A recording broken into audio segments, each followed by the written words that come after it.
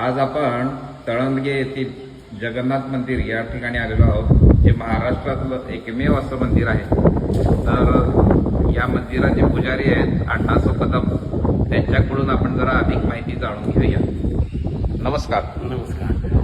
हे ओरिसाला बळभद्र सुभद्रा जगन्नाथ आमच्या गावचे पाटील जगन्नाथ भक्त होते आणि वय झाल्यानंतर मीच तळंदग्याला येतो म्हणून ही दगडी उभमूर्ती आहे.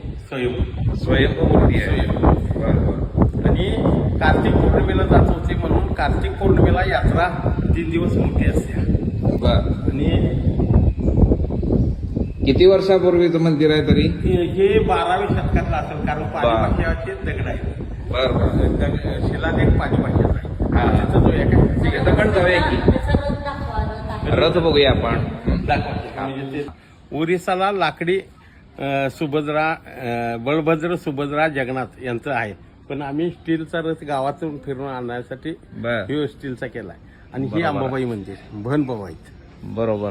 आणि हे अंबाबाईचं मंदिर आहे. हा, जगन्नाथांचे मंदिर आपण बघूया.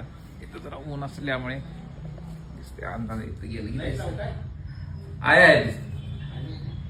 बहीण आणि भाऊ आहेत. महालक्ष्मी मंदिर आहे. हा. ही जुनी मूर्ती